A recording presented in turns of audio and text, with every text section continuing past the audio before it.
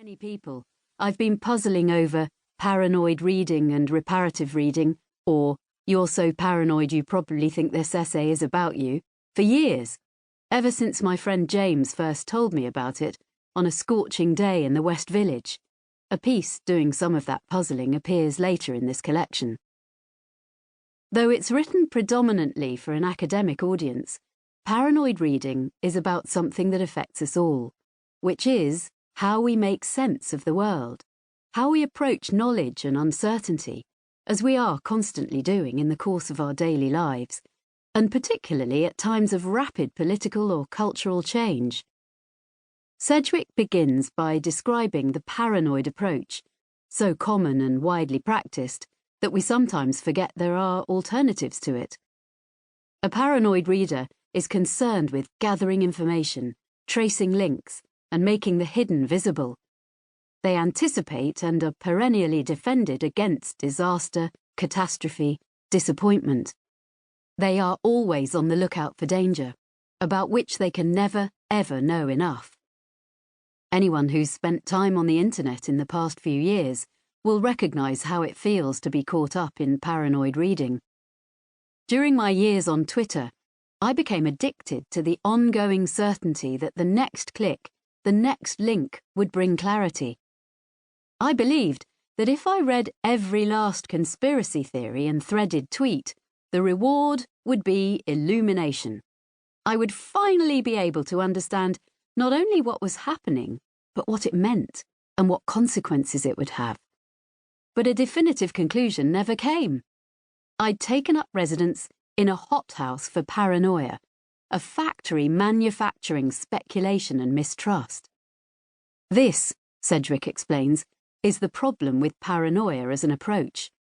Though paranoid readings can be enlightening and grimly revelatory, they also have a tendency to loop towards dead ends, tautology, recursion, to provide comprehensive evidence for hopelessness and dread, to prove what we already feared we knew. While helpful at explaining the state we're in, they're not so useful at envisaging ways out, and the end result of indulging them is often a fatal numbness. At the very end of the essay, she briefly, tantalizingly floats the possibility of an altogether different kind of approach that isn't so much concerned with avoiding danger as with creativity and survival. A useful analogy for what she calls reparative reading is to be fundamentally more invested in finding nourishment than identifying poison.